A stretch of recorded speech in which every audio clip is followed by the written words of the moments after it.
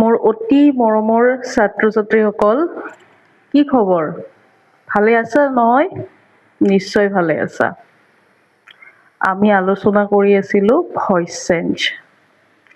আগৰটো ভিডিঅ'ত আমি ছাবজেক্ট, ভাৰ্ব আৰু অবজেক্ট কেনেকৈ উলিয়াই চাইছিলোঁ। মনত আছে চাগে?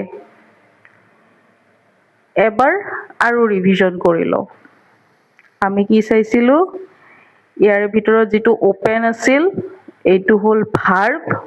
কোনে অপেন কৰিছে, খুলিছে কোনে? আমি খুলিছোঁ। যিয়ে কামটো কৰে তেওঁক কয় ছাবজেক্ট। তাৰপিছত ভাৰ্বক দুটা প্ৰশ্ন সুধিবলগীয়া আছিল, কি আৰু কাক। এতিয়া যদি আমি কিৰে সুধো, কি খোলে? উত্তৰ পাম খিৰিকীখন খোলে। কিৰ উত্তৰটো হয়গৈ অবজেক্ট। কি বুলি সুধিলে যিটো উত্তৰ পাওঁ বা কাক বুলি সুধিলে যি উত্তৰ পাওঁ, কি কাক, ইম্পৰ্টেণ্ট প্ৰশ্ন। ভাৰ্বক এই দুটা প্ৰশ্ন কৰিলেই অবজেক্টটো ওলাই যায়। আৰু এবাৰ অবজেক্ট চিনি পোৱাৰ পিছত আমাৰ নিয়মটো আছিল ভইচ চেঞ্জত যে অবজেক্টটো আমি ছাবজেক্টৰ ঠাইলৈ লৈ আহোঁ আৰু ছাবজেক্টটোক অবজেক্টৰ ঠাইলৈ পঠিয়াই দিওঁ। কেৱল ছাবজেক্টক পিছলৈ যেতিয়া আমি পঠিয়াই দিওঁ, পিছলৈ মানে অবজেক্টৰ ঠাইলৈ পঠিয়াই দিওঁতে লগত এটা বাই প্ৰিপজিশ্যন দি পঠাব লাগে, এইটো মনত ৰাখিবা। আগৰ ছাবজেক্টটোক পিছৰ অবজেক্টলৈ পঠিয়াই দিওঁতে বাই এটা লগত দি পঠাব লাগে। নহয়, ছাবজেক্টে বাইৰ লগত পিছলৈ যায়। এতিয়া দা উইণ্ডটো আগত আহিলে আমি কৈ আছিলোঁ যে টিটো ডাঙৰ হাতৰ হ'ব। দা উইণ্ড, দা উইণ্ড। আৰু মাজতে বাৰু আমি কিবা ভাৰ্বটো লিখিব লাগিব, এইখিনি অলপ পিছত ক'ম। এতিয়া এই ছাবজেক্টটোক পিছলৈ লৈ আহিছিলোঁ। পিছলৈ লৈ আহোঁতে কাৰ লগত আহে? এটা বাই প্ৰিপজিশ্যনৰ লগত আহে। বাই, মনত আছেনে আমি কি কৈছিলোঁ? আশিষক কি বুলি মাতিছিলোঁ? উই আছ। তো উই থাকিলে অবজেক্টৰ ফলত উইৰ ঠাইত আছ বহে। এতিয়া ভাৰ্বত কি হ'ব চাবা। আজি আমি বিশেষভাৱে আলোচনা কৰিম এই ভাৰ্বটো কেনেকৈ বহায় ভইচ চেঞ্জত। আৰু এইটো আজি আলোচনাৰ মূল বিষয় হ'ব। এতিয়া আমি যিটো ভাৰ্ব চাইছিলোঁ, এইটো যিটো ভাৰ্ব আছে, প্ৰথমতে লক্ষ্য কৰা ভাৰ্বৰ সদায় প্ৰেজেণ্ট, পাষ্ট, বিশেষকৈ এই দুটাই চাম আমি এতিয়া বৰ্তমান সময়লৈকে আমি প্ৰেজেণ্ট আৰু পাষ্টটো চাম। এই অপেন ভাৰ্বটো, ভাৰ্বৰ লিষ্ট যদি মুখস্থ আছে তোমালোকে গম পাবা, অপেন, অপেনড, অপেনড, হয়নে? 2 নম্বৰত ই ডি এটা লগ হয়। অপেনড, 3 নম্বৰতো সেই একেই অপেনড হয়। এতিয়া আমি প্ৰথমতে চেক কৰোঁ এই ভাৰ্বটো, অপেন ভাৰ্বটো 1 নম্বৰ মানে প্ৰেজেণ্ট টেন্সত আছে, 2 নম্বৰ নে পাষ্ট টেন্সত আছে? Open, open, opened, opened. আমি দেখিছোঁ যে অপেন আছে, ই ডি লগ হৈ থাকিলে পাষ্ট টেন্সত থাকিলহেঁতেন। এতিয়া প্ৰেজেণ্ট টেন্সত আছে। প্ৰেজেণ্ট টেন্স মানে মই 1 নম্বৰ বুলি ধৰিছোঁ। আমি প্ৰথমটো ঘৰতে পাইছিলোঁ নহয়। তো অপেনটো আছে আমাৰ প্ৰথমটো ঘৰত, অৰ্থাৎ 1 নম্বৰ ঘৰত, প্ৰেজেণ্ট টেন্সত। এই প্ৰথমটো ঘৰত থাকিলে, 1 নম্বৰত থাকিলে আমি বি ভাৰ্ব পাওঁ 3টা। এই 3টা মনত ৰাখিব লাগিব। বহুতে জানা এই বি ভাৰ্ব 3টা হ'ল এম, ইজ আৰু আৰ। Am, is, are. যদিহে ভাৰ্বটো 1 নম্বৰত মানে প্ৰেজেণ্ট টেন্সত থাকে, তেতিয়াহ'লে এই ভাৰ্বটোৰ ঠিক আগৰ ঠাইখিনি, এইখিনিমান ঠাইত আগত আমি এম, ইজ, আৰ এটা বহাব লাগিব।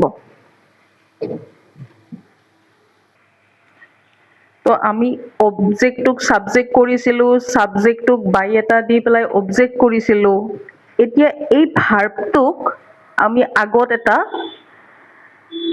এম ইজাৰ বহাব লাগিব নহয়, কাৰণ এইটো প্ৰেজেণ্ট টেন্সত আছে। প্ৰেজেণ্ট টেন্স থাকিলে অৰ্থাৎ 1 নম্বৰত থাকিলে এম ইজাৰ এটা বহাব লাগে। এতিয়া মই এম এ বহাম, ইজ বহাম, আৰ বহাম, কোনোবা এটা বহাব লাগিব।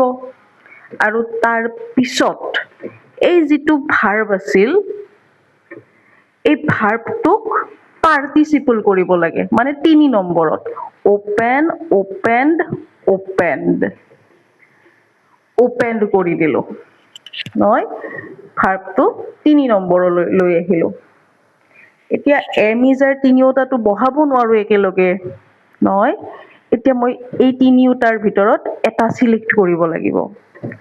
দা উইণ্ড' খিৰিকীখন। এতিয়া এটা মনত ৰাখিবা দেই, এমটো অকল আইৰ কাষতহে বহে। এমটো অকল আইৰ নিজা সম্পত্তি, বেলেগৰ লগত নবহে। কিন্তু আমাৰ আগৰ পিনেতো আই নাইয়েই, দা উইণ্ড' আছে, গতিকে এমটো নবহে, আই নাথাকিলে এম নবহে। বাকী থাকিল ইজ আৰু আৰ।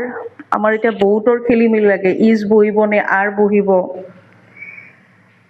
মই গ্ৰামাৰৰ ভাষা বেছিকে ইউজ নকৰাকে মোৰ ভাষাত কৈছোঁ। এতিয়া চোৱা, ইজ নহ'লে আৰৰ এটা বহিব। দুয়োটা শব্দৰ ভিতৰত চুটি শব্দ কোনটো? ইজ দীঘল শব্দ, আৰ তুলনামূলকভাৱে ইজটো চুটি, আৰটো দীঘল। তো দীঘল মানে বহু মানুহ, যদি মানুহ বহুত থাকে, প্লুৰেল বুলি যাক কওঁ, বহুত বুজালে প্লুৰেলৰ লগত আৰ বহে, বহুত থাকিলে আৰ বহে। আৰু চুটিটো চুটি আছিল, ইজটো চুটি মানে কম মানুহ। কম মানে কিমান কম? একদম কম, মাত্ৰ এটা বা এজন। এটা বা এজন অৰ্থাৎ ছিংগুলাৰ থাকিলে ইজ বহে। তো এমটো অকল আই থাকিলে বহে, আৰু ইজ আৰু আৰটো চাব লগা হ'লে আমি কি চাব লাগিব? যদি এজন মানুহ আছে বা এটা বস্তু আছে তেতিয়াহ'লে ইজ, আৰু যদি বেছি আছে, হয়তো দুটা বা তাতকৈ বেছি যদি আছে ছাবজেক্টৰ ঠাইত, তেতিয়াহ'লে আৰ বহে। আৰটো প্লুৰেলৰ লগত বহে, কাৰণ এইটো দীঘল, মনত ৰাখিম দীঘলবিলাক প্লুৰেলৰ লগত। চুটিটো ইজ আছে, গতিকে ইজ ছিংগুলাৰৰ লগত। এতিয়া ক'ব পাৰিবানে দা উইণ্ড'ৰ লগত কি বহিব? দা উইণ্ড' এম, না না না নবহে, কাৰণ এমটো কাৰ লগত? আইৰ লগত। দা উইণ্ড' মানে হ'ল খিৰিকীখন।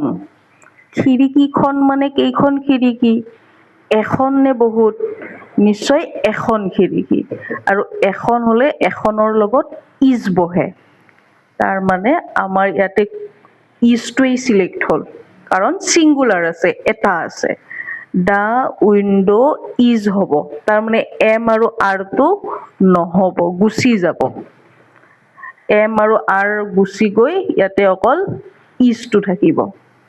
ভইচ চেঞ্জত নিয়ম হ'ল কি, এটা যিটো ভাৰ্ব আছিল, সেই এটা ভাৰ্বৰ পৰা আমি দুটা ভাৰ্ব লিখিব লাগিল। যিটো আছিলেই আগতে ভাৰ্ব, সেইটো আমি পাৰ্টিচিপল, V3 বুলি ক'লো মই। ভাৰ্বৰ 3 নম্বৰ লিষ্টত যিটো আছিল, ওপেন, ওপেনড, ওপেনড, এই 3 নম্বৰৰ ঘৰটোৰ পৰা লিখিছোঁ। আৰু আগত এটা বি ভাৰ্ব দিব লাগিব বা অক্সিলাৰী ভাৰ্ব। বা বৰ বেছি এইবিলাক কথা মনত নাথাকিলে তুমি চেক কৰি চাবা যে যিটো ভাৰ্ব তোমাক দিয়া আছিল, যদি সেইটো 1 নম্বৰ ঘৰত থাকে তেতিয়াহ'লে এম ইজ আৰৰ এটা বহাব লাগিব। যদি আই থাকে এম বহিব, এটা বস্তু বুজালে ইজ, বহুকেইটা বস্তু বুজালে আৰ বহিব। আশা কৰোঁ তোমালোকে এইটো বুজি কিজানি অলপ অলপ পাইছা।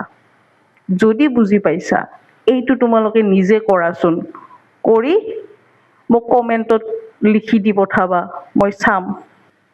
তোমালোকে এইটো লিখিব ট্ৰাই কৰিবাচোন, দে কিল দ্য স্নেক। ইয়াৰে তোমালোকে ভাৰ্ব বিচাৰি উলিয়াবা, অবজেক্ট বিচাৰিবা, ছাবজেক্ট বিচাৰিবা, ভাৰ্বৰ তলত লিখিবা এইটো 1 নম্বৰত আছে নে 2 নম্বৰত আছে। এইটোতো 1 নম্বৰতে আছে ন, আৰু 1 নম্বৰত থাকিলে কি কি বহে? Am is are. এইটো লিখি মোক দেখুৱাবা দেই। ঠিক আছে, আজিলৈ এইখিনিয়ে। নমস্কাৰ।